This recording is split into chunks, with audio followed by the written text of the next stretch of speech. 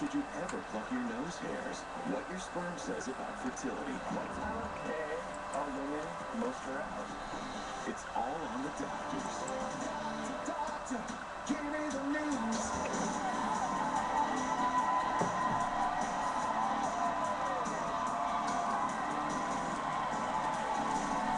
Hi there, this is Paul Beckman, Father Rainbow Song. This is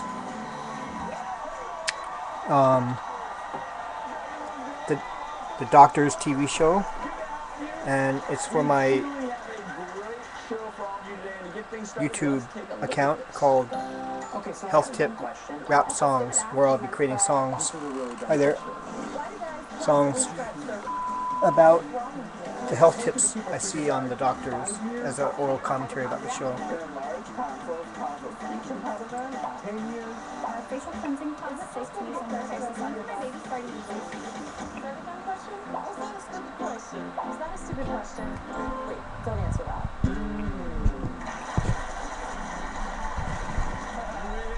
Comes to you out, there are no stupid questions, and today's show is all about giving you the information you need without all the embarrassment. This is an email from Carol in Salt Lake City, Utah. She writes, I recently heard in the news that there is a brain-eating amoeba in neti pots. Is this actually true, and should I be worried?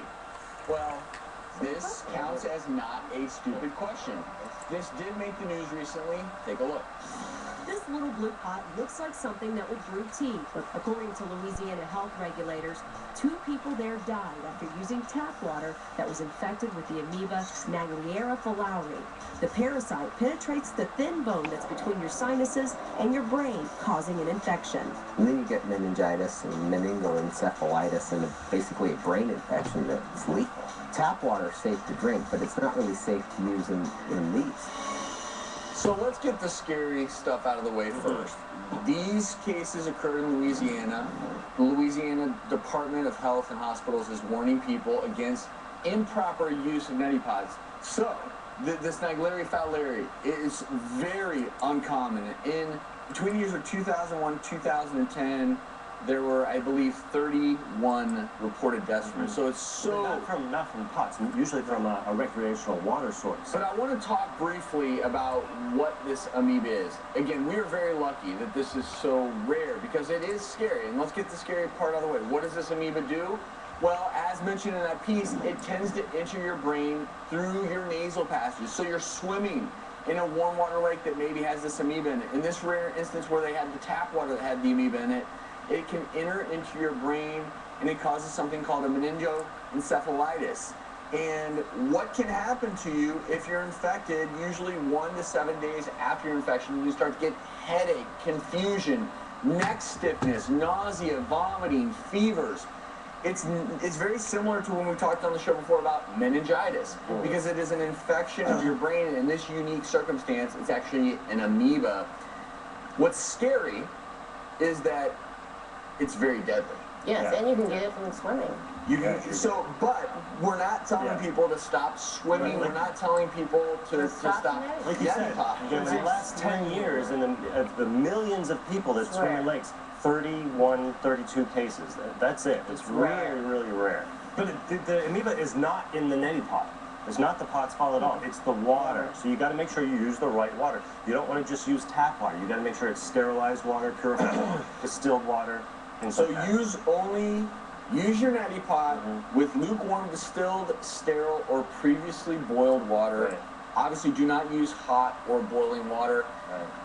Having said that, I don't want people to feel like if they've used tap water that all the tap water in this country has this amoeba in it. Right. We don't know why these particular people had the amoeba in their home's tap water. We don't know. Luckily, we were hoping this is a very uncommon scenario. So use sterilized water, and when you do that, we all say, neti on, brothers. Shall we? I'll show you just how safe it is. I'm with you in spirit. Because we all love doing this because it's so refreshing. We're going to turn you into a neti aficionado here pretty soon. All right, here we go, guys.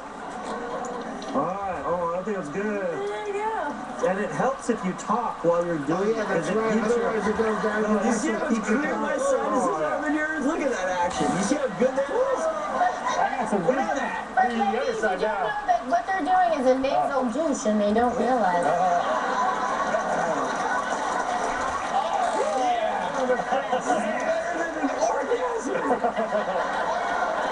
Well, it's a nasal orgasm.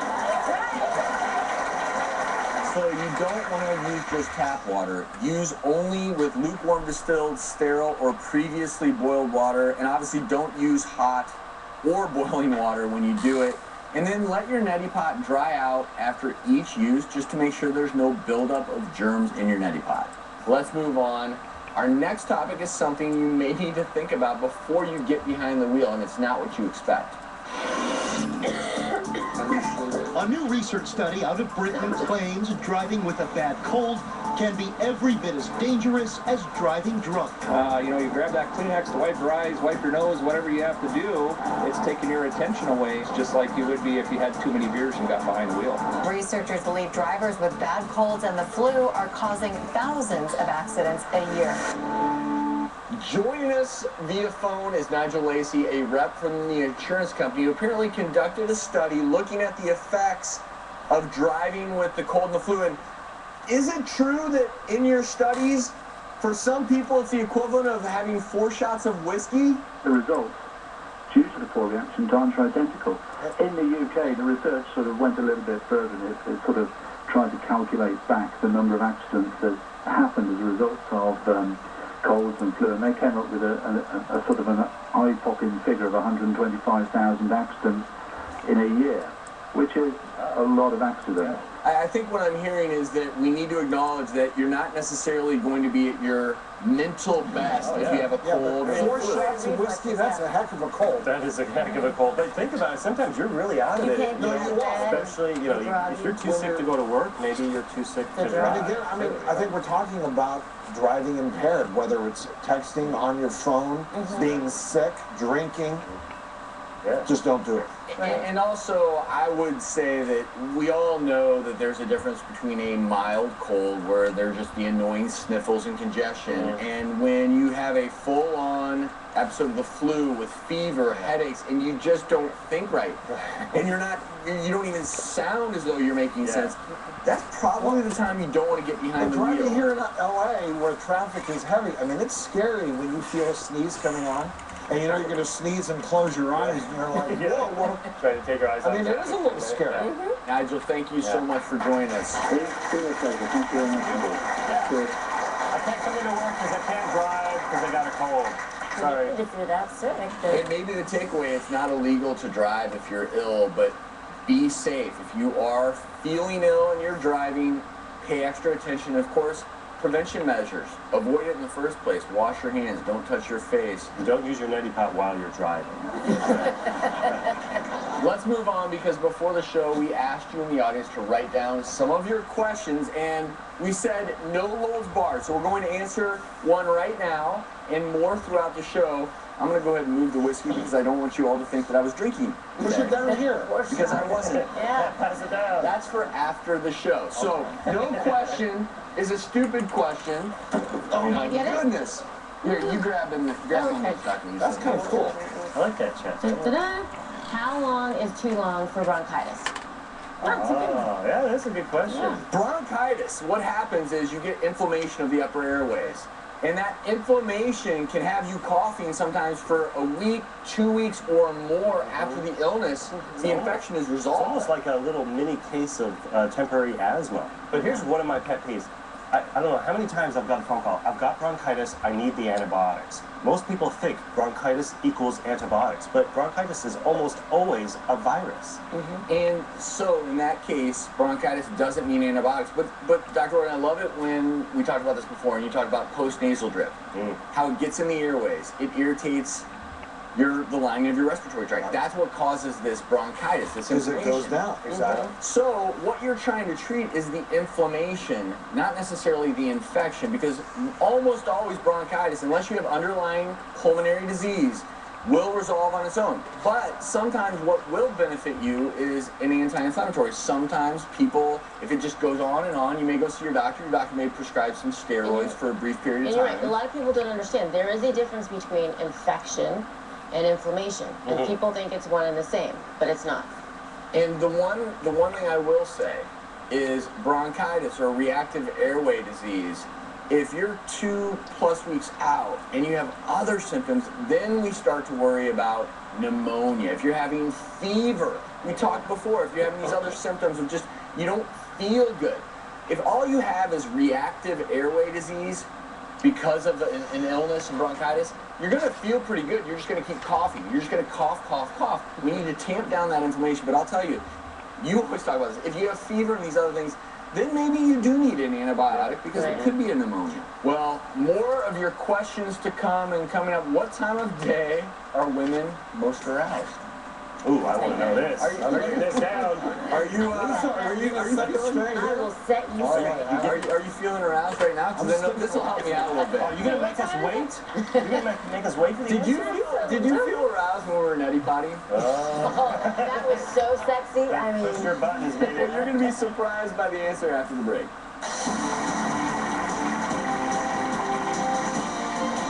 Coming up. So this might sound like a stupid question, but how can I get sensitivity back to my nipples? That was a stupid question, right? And later. Okay, so I got a dumb question. When are women the most sexually aroused? I'm gonna set you guys straight today. I promise you. The doctors go all out to find out in What's in It for Me February. Let Valentine's Day with the doctors take Valentine's night to a whole new level. With expert tips from sexpert Dr. Ruth. I can see everybody of your audience. I know who is sexually satisfied and who is not. What if I told you kissing not only feels great, but it can help you burn calories? Just how many calories? We put it to the test. Then, this is your brain on love. Dopamine is flooding your brain with feel-good chemicals. And this is your brain on orgasm. Same area of the brain that responds to pain. How this new study will give everyone the ability to reach the big O. Plus, Suzanne Summers makes medical history. I was able to, 4 months ago, regrow my breast, taken by breast cancer. Then, cold and flu season is back with a vengeance. So before you try and treat it, none of those medicines are treating the cold virus. Learn how to beat it. The doctors reveal the secrets to never getting sick. Well, dirt is actually great for the immune system, believe it or not. And so are push-ups. All right, keep it up, keep it up. From the food that's a natural antibiotic. So I want you to take a spoonful. To the treat that can fight a virus. First time ever on national television. The do's, the don'ts. Don't miss our 29 days of takeaway TV with the doctors. What's in it for me? Okay. The song I called Beckman Palermo song created February 10th, 2012, Friday. Using the guitar chords.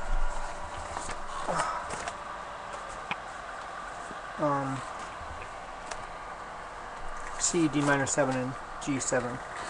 This song is going to be called Can Kissing Help You Lose Calories?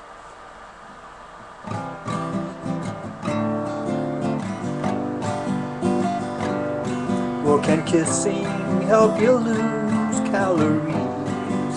Can it now? Can kissing help you lose calories? Well, I would like to see, so I'm gonna be watching, tuning in and watching the doctors. I'm gonna see if kissing can lose calories, burn calories, burn calories.